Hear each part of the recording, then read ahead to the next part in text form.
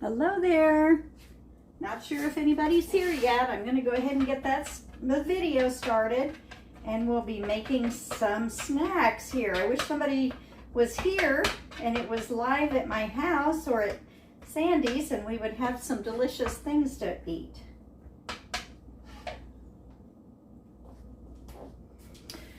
So while we wait, I'm going to go ahead and get my cheese dip started. My name is Kim. I'm the Tupperware lady, and I am having a party for Sandy, so I hope that we have a good turnout today. I hope you have a lot of fun watching. I've got some things to show you and some snacks to make. So I'll get started here so we won't be on here all afternoon, but I want to keep it quick. What I have is I'm making cheesy hamburger dip, and I have the hamburger. I only have a half a pound in here because I'm not making a huge batch of it, and I've spread it around in my colander. See, there's holes in the bottom. This is the colander of the stack cooker, and I'm going to cook my hamburger. I'm going to melt the cheese all at the same time. So the stack cooker is, let me show you all parts to it first. Okay, so this is what it looks like when it's all just stacked up. You've got the lid, the cover, you have the colander, which I have the hamburger in. You have the medium-sized casserole, which is going to catch the grease for the hamburger in this particular recipe. And then we're going to put the cheese in the large casserole. So let's just get that cheese in there. And what I did was I chunked up Velveeta cheese, and I just kind of diced it up. I used a half a loaf, which is 4/8. I think it's a 2-pound loaf. Anyway, I used a half a loaf of it. So I have the Velveeta in here. Just chunked it up like that. I'm going to pour about 1/4 of a cup of milk in there using the micro pitcher, and I'm going to put a can of Rotel in. And like I said, this is just a small recipe, so it's just I'm just doing one of everything. Now this is the Tupperware can opener. This is the nicest can opener. It doesn't leave any sharp edges. You open it up, you put your can between those two gears, lock it together.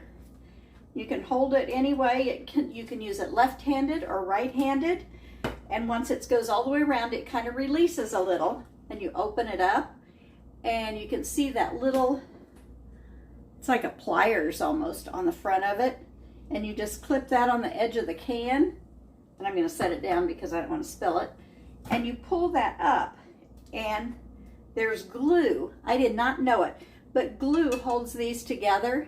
And now there's no sharp edge here, and there's no sharp edge on the lid. So I'm going to dump that into our cheese, and stir it around just a little bit. So that's what it looks like. Doesn't look like much now, but we're going to put the hamburger right on top of it. Going to put the cover on top of that. We're going to put it in the microwave for 2.5 minutes to start with.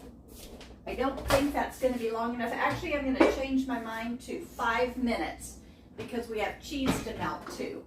So we're going to go 5 minutes and start that up. Okay, now I have a mess here, so let me get this out. I'll show you some of the things that I was using.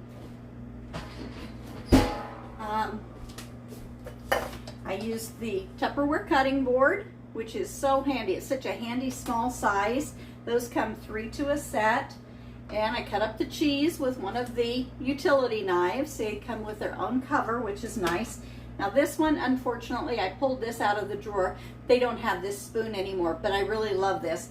They have replaced it with what they call a simple spoon.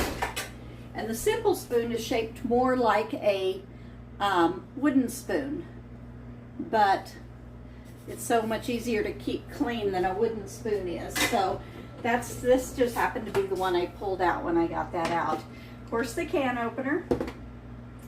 I had put my hamburger in one of the Fridge Smarts. Excuse me, that's a Freezer Mate.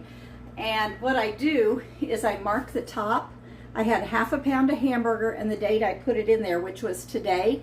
And I use a chalk marker on these containers so I don't forget what's in it. And I just have a damp cloth and that just wipes it right off of there. So I can reuse it and I don't have to use labels or anything.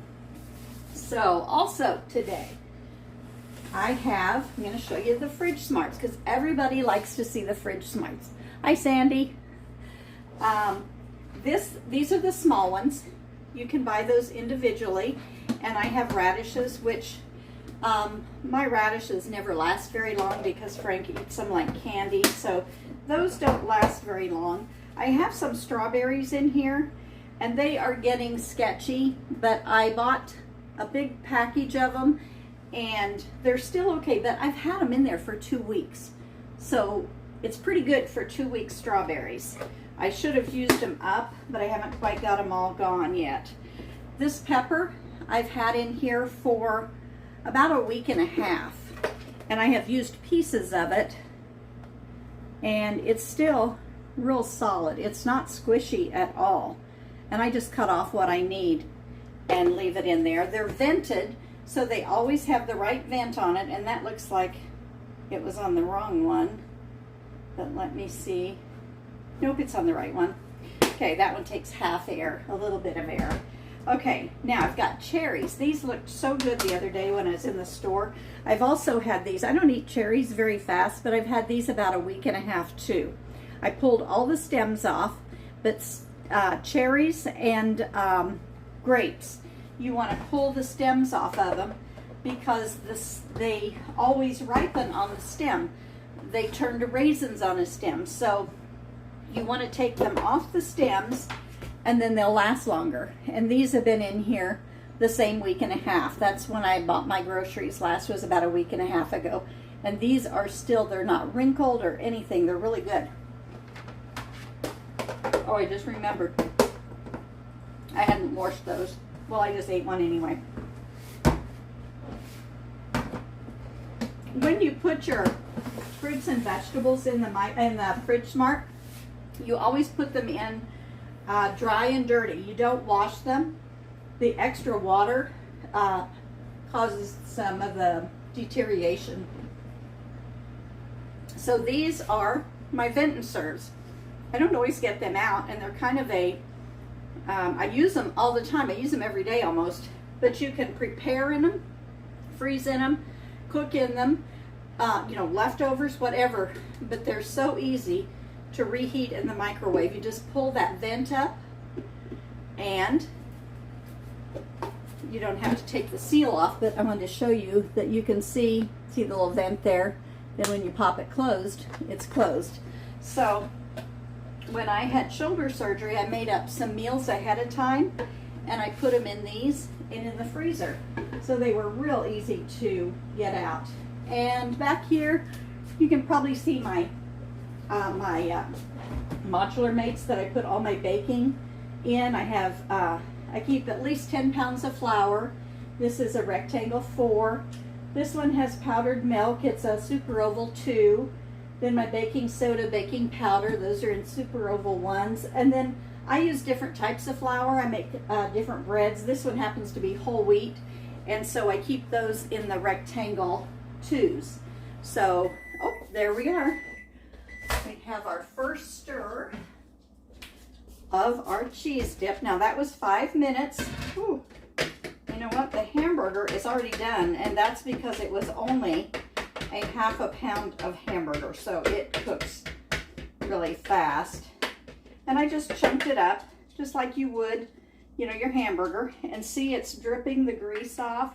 So really that has little grease in it, but in the bottom, this is where all the grease and stuff accumulates. So let me set that here, put that back over it. I'm going to give the cheese a stir.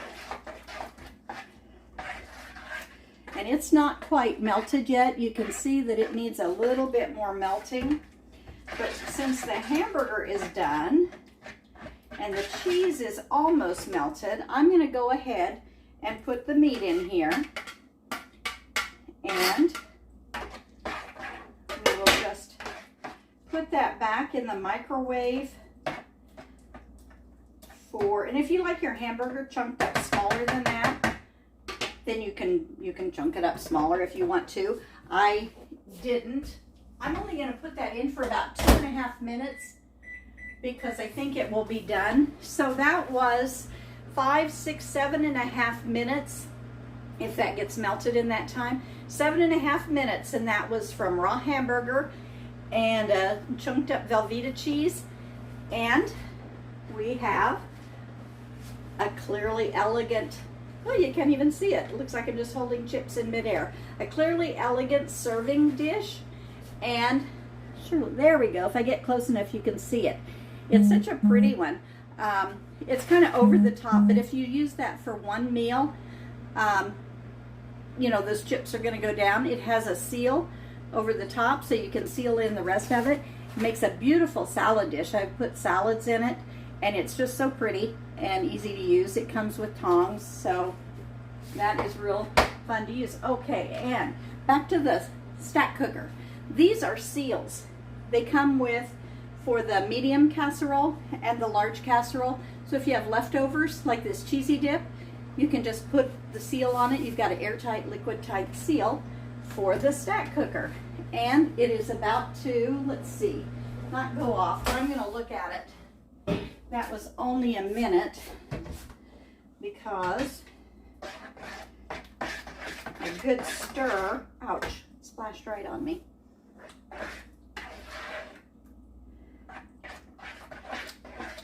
A good stir, and it is done. So that was not 7.5 minutes, but 6.5 minutes. And whew, here is the cheese and the dip, and it's hot on my finger. I'll give it a little taste. And it's every bit as good as cooking it all day in the microwave. Excuse me, now I gotta chew it up. So if you have company coming over and you need a quick snack that you can make in 6.5 minutes, there it is. Now, if you were going to make a pound of hamburger, of course you're gonna have to allow a few extra minutes. So if you have any questions, put them down below, and if there's anything I can answer for you, anything about the things that I've shown you or this simple recipe, because like I said, it was a half a loaf of Velveeta chunked up, half a pound of hamburger and a can of Rotel, and about a quarter, let me see, I had a half a cup of milk and I have a quarter left. So I used a quarter cup of milk in there, and it's nice. It's not too thick. And you can always thin it down if, you know, if it thickens up like sometimes they do when you reheat them. So that's all I have for you today. I hope you have a great afternoon. I hope you find something that is of interest to you in all the Tupperware that I'm showing you. If you have any questions, please ask, and I will let you go. Thank you, Sandy, for having me in your home, and we'll talk later. Have a great day. Bye.